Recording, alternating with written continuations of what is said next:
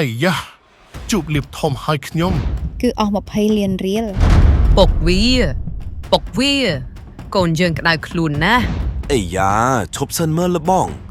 លោកមកទៅវិញដៃតេអញ្ចឹងនៅជាមើលងាយខ្ញុំពេកហើយនៅក្នុងភូមិដ៏តូចមួយមានគ្រួសារមួយដែលមានសមាជិក3នាក់ពួកគេជាកសិកររកព្រឹកខ្វះល្ងាចរកល្ងាចខ្វះព្រឹករៀងរាល់ថ្ងៃពូម៉ាល់ដែលជាមេគ្រួសារគាត់តែងតែទៅនេសាទត្រីដើម្បីយកទៅលក់នៅឯផ្សារចំណែកឯមីងអយជាអ្នកដឹងដំណាំនៅឯផ្ទះនិងមើលផែទាំកូនប្រុសរបស់គាត់នៅថ្ងៃមួយកូនប្រុសរបស់គាត់បានធ្លាក់ខ្លួនឈឺជាទម្ងន់ពុកវាកូនយើងក្តៅខ្លួនណាស់ម៉ៃវីតើកូនយើងកើតអីតោះឆាប់យកកូនយើងទៅពេទ្យកូនយ៉ាងម៉េចហើយកូនកុំកើតអីធ្ងន់ធ្ងរណាកូនណាម៉ៃវីឆាប់លើកកូនដាក់លើកង់មកឲ្យឆាប់ឡើងកំពុងតែជិះកង់តាមផ្លូវកូនប្រុសរបស់ពួកគេក៏ក្តៅខ្លួនកាន់តែខ្លាំងឡើងរីឯពូម៉ាល់ខំធាក់កង់យ៉ាងលឿនសម្ដៅទៅរកមន្ទីរពេទ្យពេលទៅដល់មន្ទីរពេទ្យអ្នកគ្រូពេទ្យក៏បានប្រាប់ថាសូមលោកពូអ្នកមីងសម្រាប់សិនចុះគ្រប់យ៉ាងទុកឲ្យក្រុមការងាររបស់យើងជាអ្នកចាត់ចែងចុះចាអ្នកគ្រូពេទ្យមួយសន្ទុះក្រោយមកអ្នកគ្រូពេទ្យក៏បានមកប្រាប់ដល់លោកពូអ្នកមីងទាំងទឹកមកក្រៀមក្រំថាកូនប្រុសរបស់លោកពូអ្នកមីងមានជំងឺរលាកក្រពះធ្ងន់ធ្ងរដែលតម្រូវឲ្យព្យាបាលជាបន្ទាន់អ្នកគ្រូពេទ្យសូមជួយកូនរបស់ខ្ញុំផងជំងឺរបស់កូនប្រុសអ្នកមីងគឺត្រូវការចំណាយពេលយូរនិងថវិកាជាច្រើនពេលនិយាយរួចហើយអ្នកគ្រូពេទ្យក៏បានដើរចេញទៅពុកវាតើយើងបានលុយមកពីណាដើម្បីមើលជំងឺកូនប្រុសយើងម៉ែវីអើយឯងសួរខ្ញុំតើឲ្យខ្ញុំរកលុយនៅឯណាម៉ែវីមកយើងក្រយ៉ាងនេះខ្ញុំនឹកឃើញហើយពុកវាពួកយើងមានប្លង់ដីតើពុកវាឯងយកវាទៅបញ្ចាំឲ្យពូទឿដែលជាមេភូមិយើងទៅមានតែអញ្ចឹងទេម៉ែវីអើយខ្ញុំទៅសិនហើយអញ្ចឹងពូម៉ាល់បានធាក់កង់យ៉ាងលឿនទៅឯផ្ទះដើម្បីយកប្លង់ដីឲ្យបញ្ចាំឲ្យពូទឿដែលជាមេភូមិរបស់គាត់បន្ទាប់ពីធ្វើការបញ្ចាំរួចរាល់ហើយក៏នៅតែមិនទាន់មានថវិកាគ្រប់គ្រាន់សម្រាប់មើលជំងឺកូនប្រុសរបស់គាត់ទេគាត់ក៏បានធាក់កង់សម្ដៅតម្រង់ទៅមន្ទីរពេទ្យវិញគប់ជួននៅពាក់កណ្ដាលផ្លូវពូម៉ាល់ក៏ប្រទះឃើញកាបមុបលុយមួយដែលបានធ្លាក់នៅអានចិញ្ចើមផ្លូវអីយ៉ាជួបលៀបធំហើយខ្ញុំពូម៉ាល់ក៏បានរើសកាបូបលុយនោះយកទៅអត់ប្រពន្ធដើម្បីពិភាក្សាគ្នាអំពីកាបូបលុយនោះម៉ៃវីមើលណែខ្ញុំរើសបានកាបូបលុយមួយបែរនៅក្នុងនោះណាមានលុយចំនួន$10,000មែនឬអីពុកវាបើអញ្ចឹងមែនយើងមានលុយដើម្បីមើលជំងឺកូនយើងហើយពុកវាមិនម៉ែវាគិតបែបនេះលុយគេលុយយើងអ្នកណាក៏ចេះស្ដាយដែរ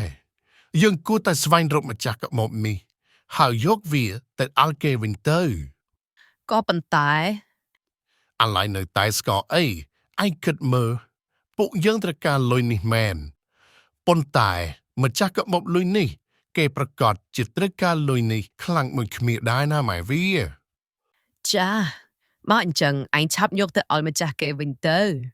បន្ទាប់ពីពូម៉ៅបានពិនិត្យទៅលើកាបូបនោះម្ដងទៀតគាត់ក៏បានឃើញនៅអត្តសញ្ញាណប័ណ្ណនិងនាមប័ណ្ណរបស់ម្ចាស់កាបូបនោះដោយយកតាមព័ត៌មានដែលមាននៅលើនាមប័ណ្ណនោះគាត់ក៏បានមកដល់ហាងមាសមួយ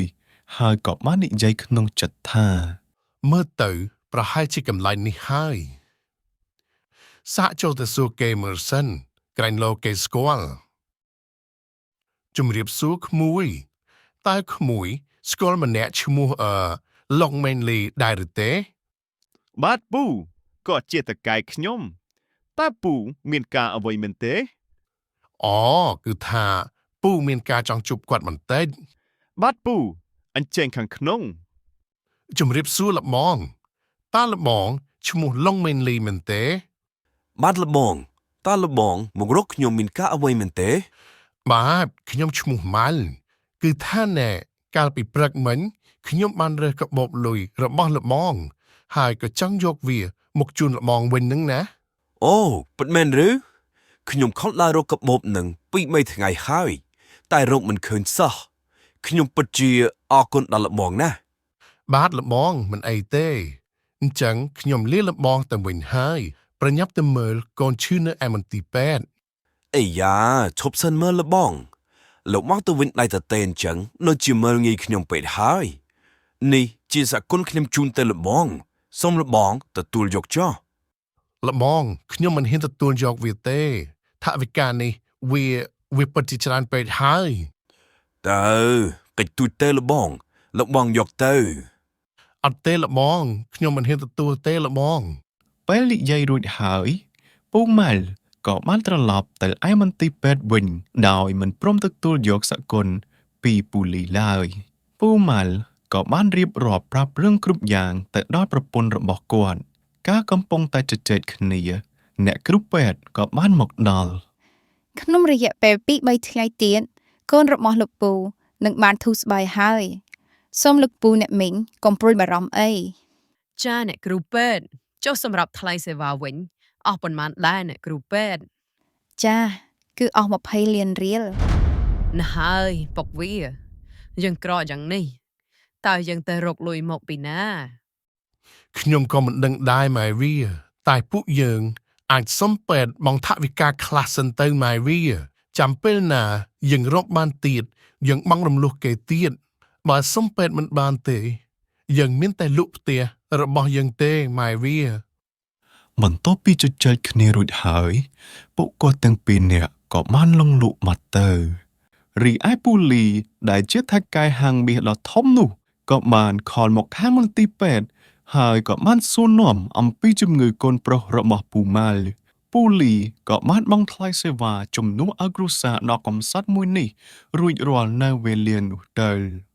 លុះស្អែកឡើងដែលជាថ្ងៃកូនប្រុសរបស់ពូម៉ាល់និងមិញអយត្រូវត្រឡប់ទៅផ្ទះវិញអ្នកគ្រូពេទ្យក៏បានមកដល់ហើយនិយាយថា លោកពូអ្នកមីងអាចយកកូនទៅផ្ទះវិញបានហើយ អ្នកគ្រូពេទ្យចុះសម្រាប់ថ្លៃសេវាវិញតើពួកយើងចង់សុំអ្នកគ្រូពេទ្យជំពាក់ខ្លះសិនបានទេ អូខ្ញុំភ្លេចប្រាប់សម្រាប់ថ្លៃសេវាសូមលោកពូអ្នកមីងកុំបារម្ភអីព្រោះមានគេបង់ជំនួសលោកពូអ្នកមីងរួចហើយ អ្នកគ្រូពេទ្យតើគាត់ម្នាក់នោះជាអ្នកណាអ្នកគ្រូពេទ្យ គឺថាគាត់ម្នាក់នោះមិនឲ្យខ្ញុំប្រាប់ដល់លោកពូអ្នកមីងទេសូមអធិស្ឋានផង បន្ទាប់មកពួកគាត់ទាំងពីរនាក់ប្តីប្រពន្ធក៏បានត្រឡប់ទៅឯផ្ទះវិញដោយក្តីរីករាយនិងសេចក្តីសង្ឃឹមភាពស្មោះត្រង់